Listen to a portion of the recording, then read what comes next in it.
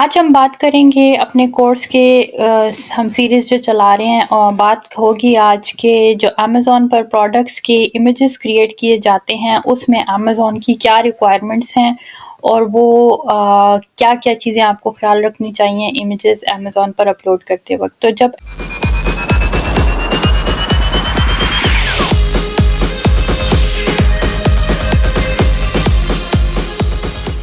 Image आपने upload करना हो किसी स्पेसिफिक, तो या तो आप ऐड प्रोडक्ट में जाकर जब अपनी लिस्टिंग क्रिएट करते हैं उस वक़्त इसको ऐड कर सकते हैं, या फिर आप यहाँ पर अपलोड इमेजेस लिखा है इसमें आकर जब आप देखेंगे तो आपको जो है इमेजेस की इंफॉर्मेशन मिलेगी कि आपके पास क्या-क्या इमेजेस को अपलोड करने के लिए डाटा होना चाहिए अमेज़न पर। अमेज़न का इमेज अपलोड इमेजेस में जब आप आ गए हैं तो यहाँ पर आप आके देख सकते हैं इस पेज पर इमेज मैनेजर, ठीक है। यहाँ पर आप एसिन नंबर डालेंगे तो यहाँ पर जो भी इमेजेस मौजूद होंगी वो सारी की सारी आपकी आ जाएंगी। अच्छा जी, बल्क इमेज अपलोड की साइट पर जब आप आ जाएंगे तो यहाँ पर आप आकर बहुत सारे इमेजेस बल्क में ऐड कर सकते हैं, यानी कि जैसे कि आप यहाँ पे देख सकते हैं, to upload images in bulk follow these steps. Image file must be named ASIN plus variation code plus file text file extension. तो इस तरीक़ाकार से आपने इमेज को के कोड को लिखना है, नेम को लिखना है। जैसे कि एग्जांपल ये दी हुई है कि ये एसिन नंबर है, ये मेन इमेज का नंबर है और ये उसका एक्सटेंशन है जेपीजी, जैसे कि हो गया, ठीक है।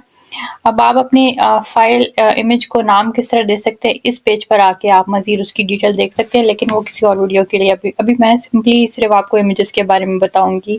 If uploading multiple images you must create a zip file with all images inside before uploading. तो अगर आप बहुत सारे इमेजेस अपलोड कर रहे हैं तो आपको एक जिप फाइल क्रिएट करनी होगी। ज़िप फाइल क्या होती है? बेसिकली एक फ़ोल्डर होता है, उसको जब आप ज़िप कर देते हैं तो उसकी साइज़ कॉन्ट्रैक्ट हो जाती है, छोटी हो जाती है, रिड्यूस हो जाती है और फिर उसको अपलोड होने में भी आसानी होती है और वो आपको सारी चीज़ें एक जगह पे मिल जाती हैं।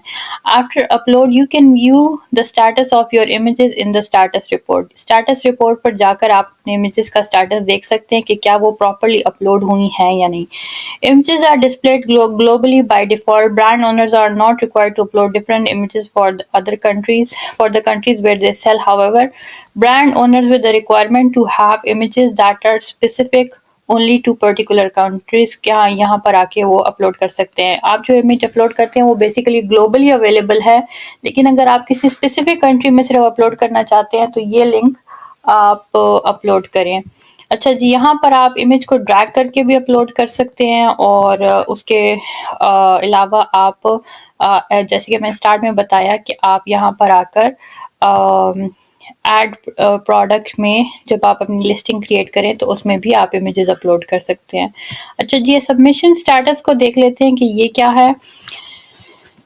सबमिशन स्टेटस होता है बेसिकली अमेज़न के ऊपर जब आपने इमेज को अपलोड कर दिया तो उसका स्टेटस यानी कि वो अप्रूव हो गया है या नहीं, ये उसकी सारी डिटेल आप इस पेज पर आकर देख सकते हैं। बेसिकली आपने जो है अपने यहाँ पर एसिन नंबर डालना होता है और सर्च करना है तो आपका नीचे जो है इमेज वो लिस्टिंग आ जाएगी और उसमें आपको पता चल जाएगा। वीडियोज़ भी आप अपलोड कर सकते हैं और 3D मॉडल्स भी अब अमेज़न ने रिसेंटली ऐड किए, इसको भी अपलोड कर सकते हैं।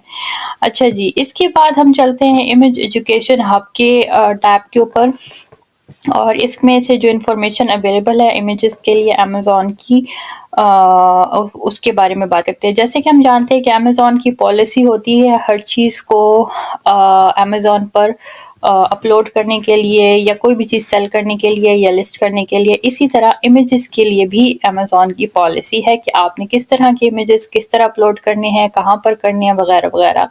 तो वो जो है यहाँ पर आप देख सकते हैं इमेजेस रिक्वायरमेंट क्या है। Basically every detail page on Amazon requires at least 1 product image and we recommend that you provide 6 images and 1 video. तो अमेज़न का जो भी आप लिस्टिंग क्रिएट करते हैं उसमें कम से कम एक मेन इमेज होता है एटलीस्ट, ठीक है, एटलीस्ट 1 इमेज, और ये रेकमेंड करते हैं कि कम से कम 6 इमेजेस और 1 वीडियो हर लिस्टिंग के साथ आप ऐड करें। Good images make it easy for customers, क्योंकि ये जो है कस्टमर्स को बहुत आसान हो जाता है कस्टमर्स के लिए आपके प्रोडक्ट को समझना। अच्छा जी, इमेज रिक्वायरमेंट क्या है अमेज़न के ऊपर, उसके ऊपर आके देख लेते हैं अब इमेज रिक्वायरमेंट्स की बात करते हुए।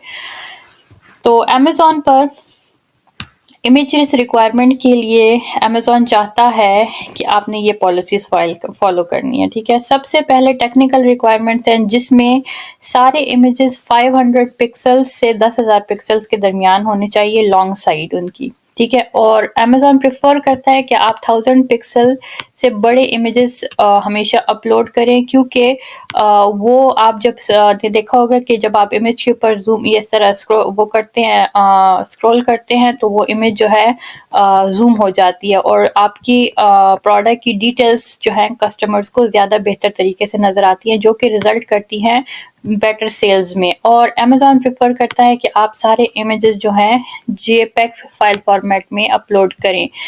और इसके अलावा आप जो दूसरे फॉर्मेट्स अपलोड कर सकते हैं वो ये वाले फॉर्मेट्स हैं, टिफ, पीएनजी और गिफ, ठीक है? और अमेज़न के हर प्रोडक्ट के ऊपर एटलीस्ट एक इमेज होता है ज़रूर। ये देखिए, आप देख सकते हैं एक इमेज है, ठीक है? और वो रेकमेंड करते हैं कम से कम आप 6 इमेजेस अमेज़न पर अपलोड करें।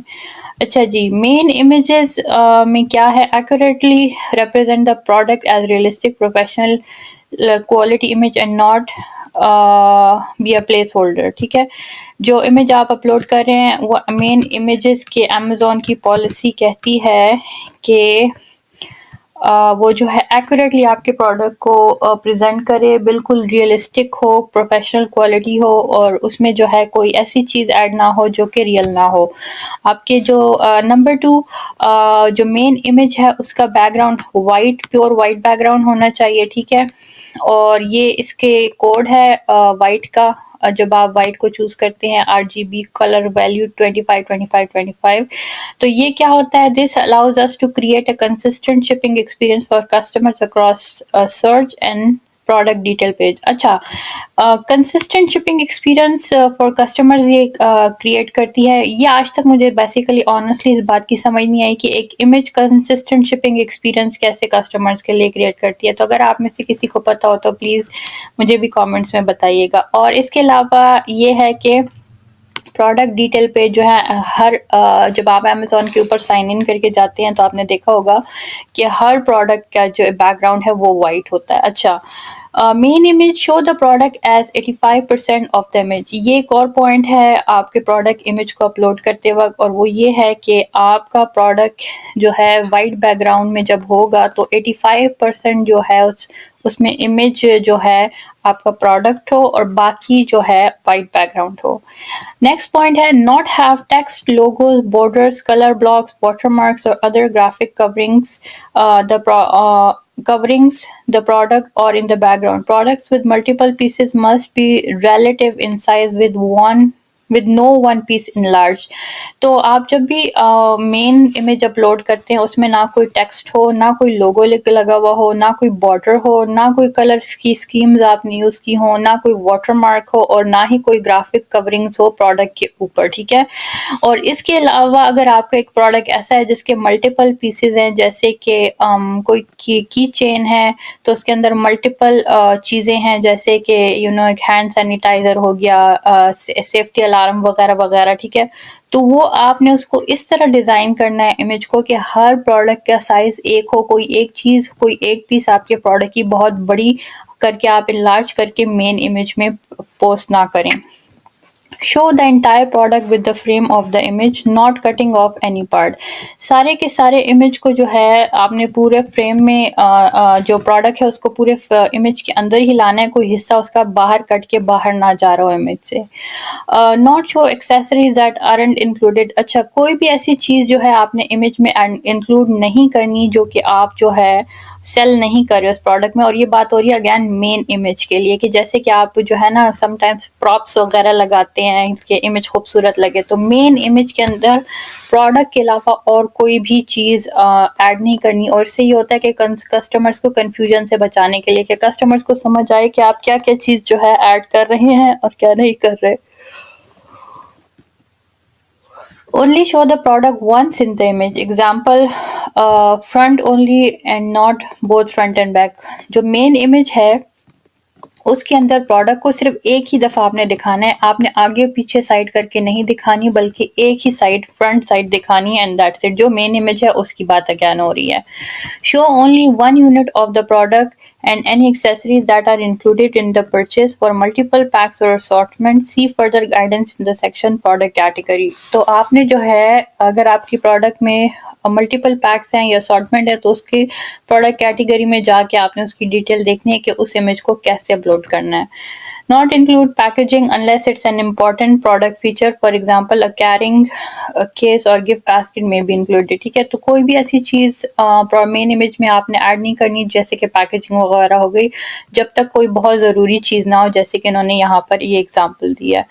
Not show any part of a mannequin regardless of the mannequin's appearance. This includes being clear, solid, colored, flash tone framework और ऑन अ हैंगर। ठीक है, तो जब आप प्रोडक्ट को पोस्ट करते हैं तो किसी भी किस्म के मैनिक्विन यानी कि वो बुत वगैरह होते हैं उनके ऊपर आपने इसको लगा के पोस्ट नहीं करना, चाहे वो बुत बिल्कुल ही अपीयरेंस उसकी कोई ना हो, ये चीज़ें हो, कोई भी वजह हो, आपने उसको उसमें ऐड नहीं करना। आप ये नहीं कह सकते कि भाई ये मैनिक्विन तो कोई चीज़ शो नहीं कर रहा, बस बेसिकली आपने सिर्फ और सिर्फ प्रोडक्ट को पोस्ट करना है। ठीक है, show a single shoe facing left eight 45 degree angle. अगर आप फुटवेयर सेल कर रहे हैं तो आपने इस तरह से इसको इसकी इमेज लेनी है, main image. Show clothing accessories और multiple packs flat with no model. अगर आप क्लोथिंग सेट सेल कर रहे हैं अमेजोन पर तो आपने इमेज को ऐसे लेना है कि भाई उसके मल्टीपल पैक्स को भी आपने फ्लैट करके जो है रखना है फ्लैट सरफेस पे, और कोई मॉडल या कोई भी मैनिक्विन वगैरह यूज नहीं करना। Be on a model if it is clothing in adult size. अच्छा जी, क्लोथिंग मॉडल्स के ऊपर हो सकती है अगर वो सिर्फ अडल्ट साइज के लिए है, और मॉडल को जो है खड़े होना होगा, बैठा ना हो, झुका हुआ ना हो या कहीं पे लेटा ना हो। जब ये इनकरेज करते हैं कि various physical mobility and models who use the assistive technology such as wheelchairs and prosthetics. ठीक है, तो ये हो गया हमारे मेन इमेज के लिए, और ये बाकी इमेजेस की रिक्वायरमेंट ये है कि एक्यूरेटली रिप्रेजेंट करें जो आप सेल कर रहे हैं, टाइटल को मैच करते हों, सेक्सुअली सजेस्टिव हो, ठीक है, न्यूडिटी बीच में ना हो, और सेक्सुअली सजेस्टिव ना हो, और मॉडल्स और ड्राइंग्स ना हो। These include both models and drawings. Children clothing को हमेशा फ्लैट सरफेस पे डालकर शो करे विद नो मॉडल्स। ठीक है, क्योंकि बच्चों की प्राइवेसी होती है। कोई कस्टमर रिव्यूज़ वगैरह जो है आपने इमेजेस में ऐड नहीं करनी, कोई टेक्स्ट या प्राइसिंग डिटेल ऐड नहीं करनी इमेजेस में।